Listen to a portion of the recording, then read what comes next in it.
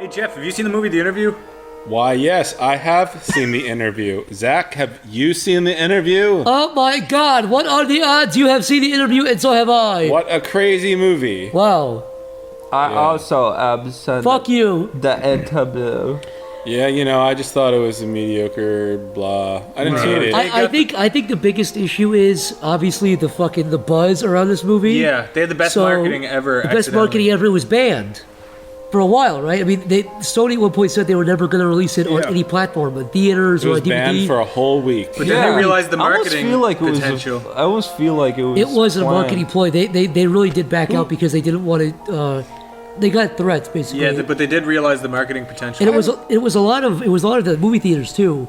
The movie theaters said we're not going to show this. I have a question. They released basically the ending of the movie on. That was leaked. Who did that? I didn't think it's like nobody had the full movie. Then all of a sudden somebody released. Well, the someone ending. hacked Sony, so. I think whoever hacked Sony to begin with did it. I think. But if it was the Koreans, why would they release? I have no idea. No, there was a thing that said that it had to have been from inside Sony's building because there's no way you can just hack a network like that. Yeah, but Sony's always getting hacked. Like PSN is always down. And the actual movie itself. Yeah, I thought it was fucking okay. That's about it. I mean, I watched it now. We got a few good laughs. I think the biggest thing to point out is James Franco is so over the top and stupid and ignorant. His character is hilarious. His character is always on 10. Yeah. So when he's funny, he really hits the mark, but when he's not funny, it just flops. Yeah, it just feels palpably uncomfortable. It's so forced sometimes. It was badly written. The whole movie was badly written. I would say there are some very convenient parts and parts that have dead ends. The 2 poison strips go nowhere. That doesn't go anywhere. They could have taken out the entire ricin part of the movie, pretty much. The poison strip, 3 poison strips, it goes nowhere. I think that was kind of a red herring to trick you. Like a sense of urgency. It was. Oh no! Now how are they gonna do it? Definitely, yeah. But then the 2 strips come anyways, and then those go, and it's like it just feels like a dead end. What Jeff said though was the most important thing though. It's like when they just write someone to be impossibly stupid, it's just lazy. And it was funny a couple times. Yeah. He has one line where he's like, "Oh, it's 2014. Women are smart now." Like that's ignorant. Yeah, that was funny. That's so ignorant. It's funny. You delivered that terribly. What's that? You delivered that like horribly. I'm quoting it. There's another part where he said "Konnichiwa" in North Korea. Like his ignorance was funny sometimes. Like it definitely landed sometimes. Yeah. And I don't know when they're at FBI headquarters and she's like, "We need you to take him out."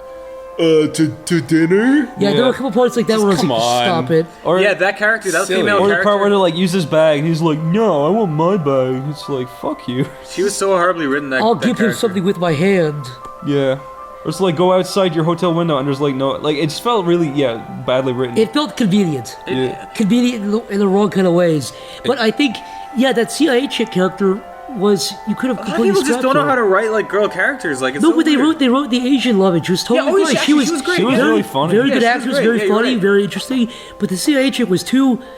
I think what they needed was a straight man. Yeah, she was literally just serving a purpose. They needed like a stone faced kind of person to be a no bullshit kind of person. She's the hard ass who slowly melts for James. She wasn't a hard ass though. She was goofy. Yeah. She was like a goofy kind of character, like that black sidekick guy she had. Well, he was funny because he was so stone faced all the time. They needed a character like that in her position. Yeah. You know. So yeah, and I don't know. I thought the guy who played Kim Jong Un was funny. Yeah. Very likable character. Yeah, he was a cool actor too. He acted the part well. He just didn't really look like him. No, that was the problem. Yeah. Yeah, I was saying they should have gotten Psy to do it like that Gangnam Just Style found dude. some ugly, disgusting little monster of a bloated guy? Korean. Yeah. He didn't look anything like him. Yeah, he looked handsome. Like, Kinda. he just had like this beautiful smile. Yeah. But Kim Jong has these really long, disgusting teeth. Yeah.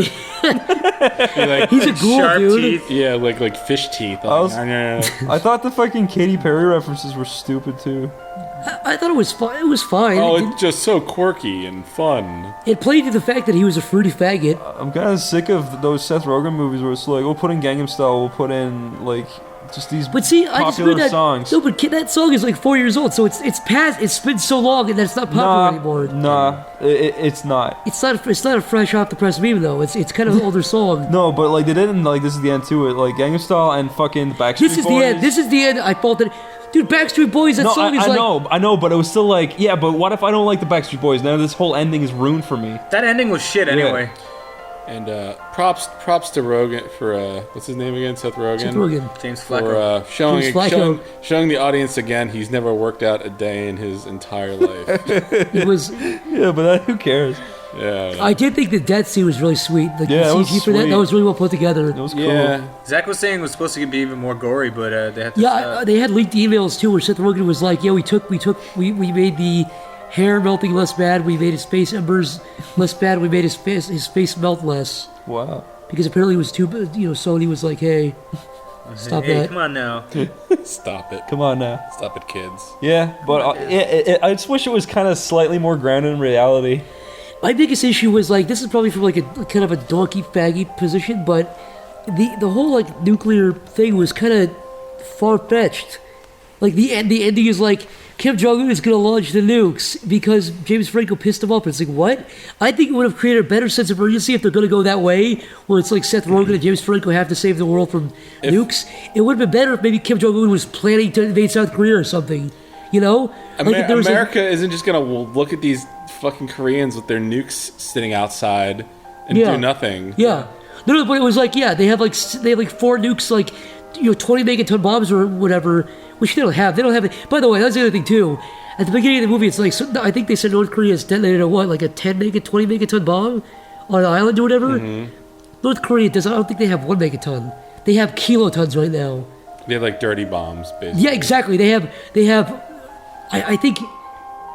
I'm not going to give a specific number, but they don't have megaton bombs right now. Especially not a 20 megaton bomb. So yeah, but it was like, North Korea's going to launch nukes. It was like, maybe if they would have, if James Franco would have found a plan for Kim Jong Un to invade South Korea or something, that's a little more grounded. It's still a little bit forgivable though, since it is like a over-the-top movie. It's a comedy, but it just felt weird. It was like, I always like movies, like even if it's a comedy, it could be more grounded. Yeah, like, exactly. Shaun of the Dead was way cooler because of that. Yeah, you're right actually. Yeah, but no, I'm just saying like that. Like the average viewer doesn't know that that's Yeah. unplausible. The average viewer is a pooer.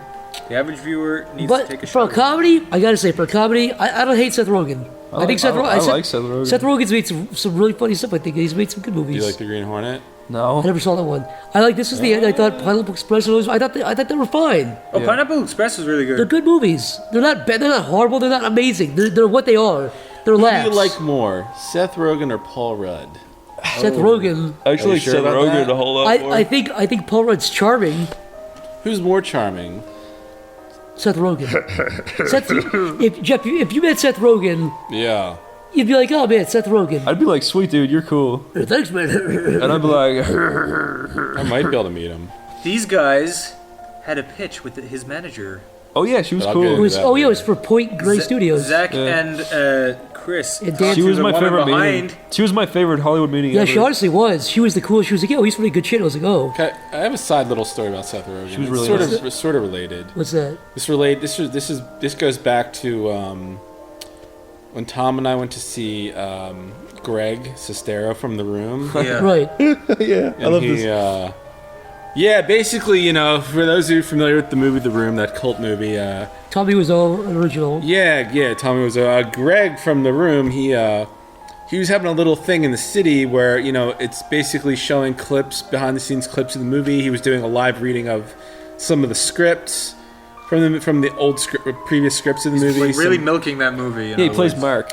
In all fairness, it was interesting. The whole thing was interesting. A lot of funny behind-the-scenes footage of like Tommy Wiseau or whatever Yeah. doing these weird like jeans commercials, and before he was known for this movie. But anyway, he was Facebooking Tom for like the longest time. Like those two were going back and forth because Tom and I made a game based on The Room, which has gotten like a few million views. And And who did the music? and yeah, Chris did the music, which was fucking great, by the way. The Pokemon version of the Room theme, which somehow worked perfectly. I don't know how, Sweet. but yeah. So him, I think Greg had like a total crush on Tom. So Greg was basically, "Hey Tom, you gonna come to the show?" And Tom's like, "All right," and he brought me along, and after the whole show, they're talking and signing, and this is not to get too off track. I'll get back on track in a moment, but we both bought the book and we went up to get it signed. And Tom got his signed and it all went smoothly. And I'm sitting there, I'm just like, I know something fucked up is going to happen here.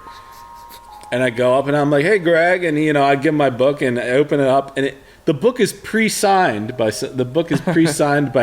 Greg. Like, hey, like some generic message. And it says his signature and the other writer's signature. And I guess there were a pile of these books they were just going to give out to people. But I pulled the book. They could pull the book from the wrong pile for me. So yours was already signed? Yeah. It was not supposed to be signed because like everybody at the show is supposed to get their signed personalized. Yeah, exactly. You know what's weird about that? What? One time I was with Zach picking up his girlfriend from the airport in Philly, and I saw that book there, The Disaster Artist. Yeah. And I bought it at the airport, and it was also signed.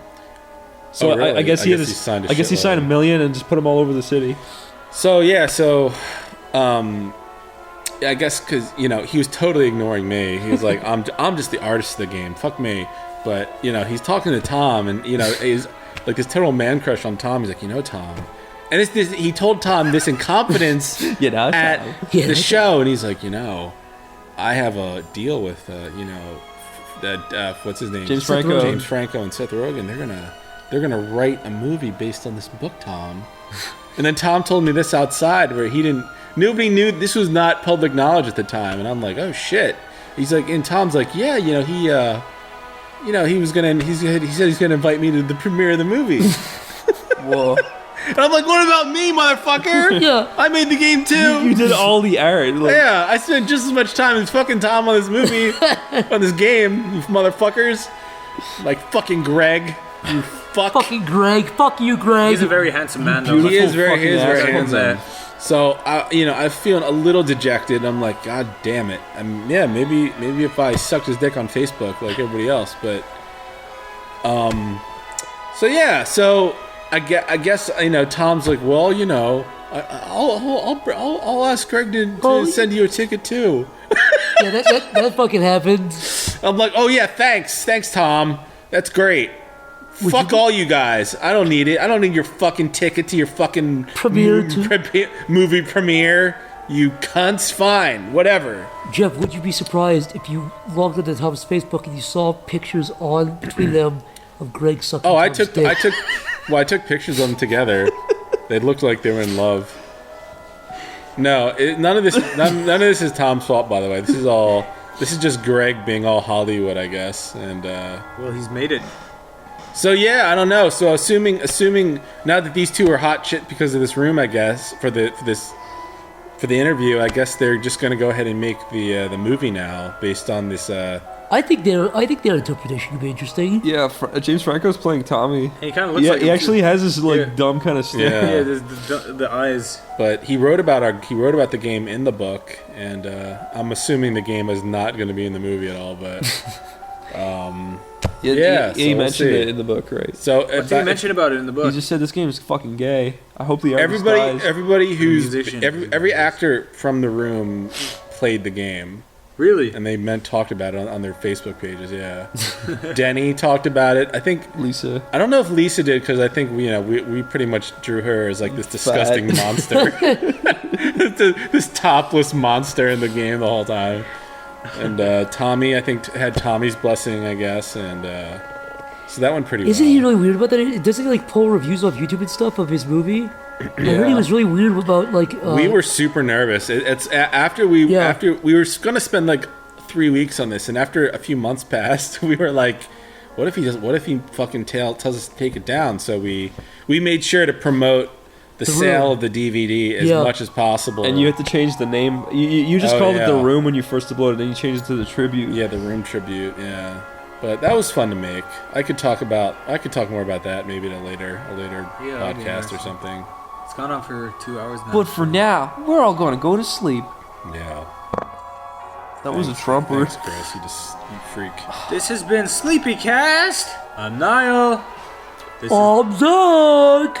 Okay. I'm Jeff. I'm Jeff. I'm Jeff. I'm Jeff. Do you see that? I'm Jeff. I'm Jeff.